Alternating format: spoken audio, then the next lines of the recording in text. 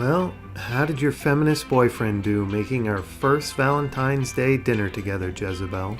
A caramelized onion and Gruyere tart appetizer, then a main entree of pineapple and soy-glazed pan-seared salmon with thinly sliced dauphinoise potatoes.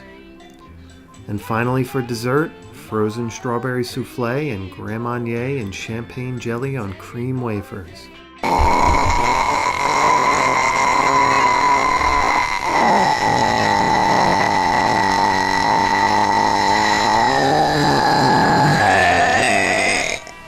It'll make a turd. I'll leave the cleaning up to you. Let me guess, you got a Valentine's Day video for us to watch. What could be more romantic than the history of Valentine's Day?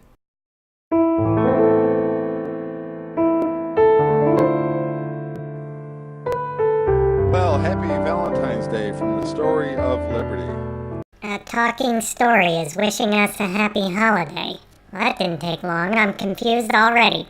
You may be familiar with the story behind Valentine's Day. Which probably won't stop you from mangling it beyond recognition. Valentine denied the emperor, and he stood up for truth and for traditional marriage.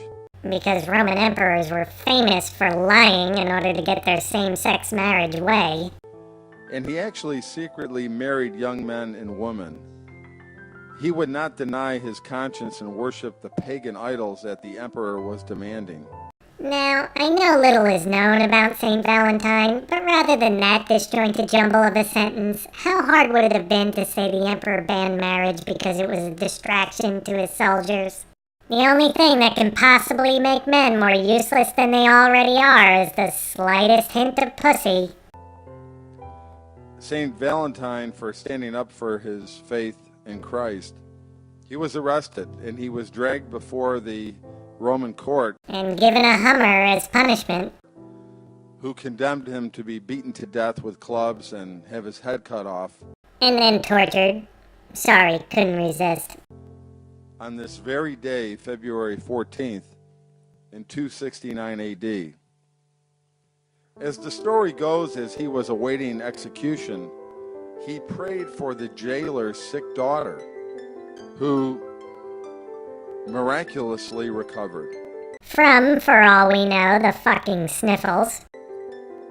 And he wrote her a note and signed it, "From your Valentine." A couple hundred years later, in 496 AD, the Pope designated February 14th as St. Valentine's Day.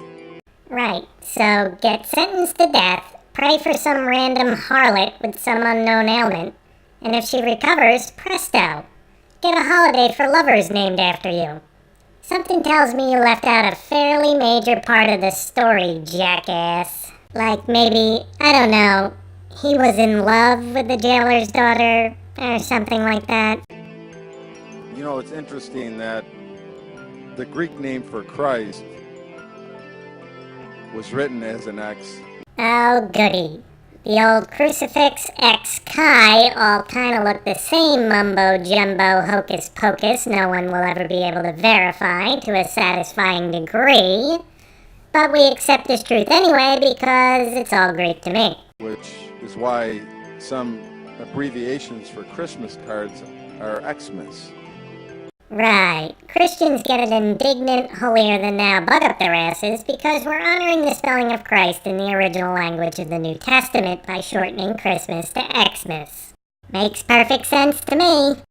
Either there's more to the story here than the simple fact that Chi resembles X, and once again you've proven yourself the world's most careless historian, or Christians today are about as ignorant, thin-skinned, and reactionary as they were back in the 12th century. I'm quite content with either explanation, by the way. In medieval times, the X was called Kris Kross, or as it was later pronounced, Kris Kross. Later, as in the early 90s, when, for some still unexplained reason, oversized drooping jeans were put on backwards and every little cream puff Mac Daddy wannabe was told to keep dreaming because a Mac they would never be.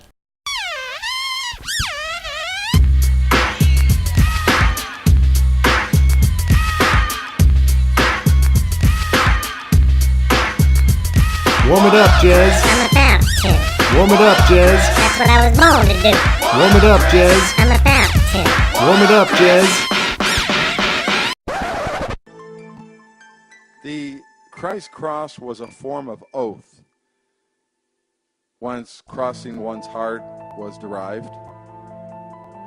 Just as people would swear on the Bible and then say, "So help me God," and kiss it, people would sign a document next to Kris Kross, then kissed it as a promise before God that they would keep the agreement. A practice which has come down to us known as sign at the X. This is the origin of the signing of the Valentine's card with an X or an O to express a pledge before God to be faithful. Yep, because nothing says affection quite like hanging someone from a cross to die and become carrion. Still, it's probably a whole lot less prickly than the love we feminists offer our mates. That I gotta admit. Speaking of which, since the O looks every bit as much like a sphincter as it does a puckered smooch from your honey, it could just as easily mean you can kiss your ass goodbye if I ever catch you being unfaithful. And sealed with a kiss of sincerity. Have a wonderful, happy St. Valentine's Day.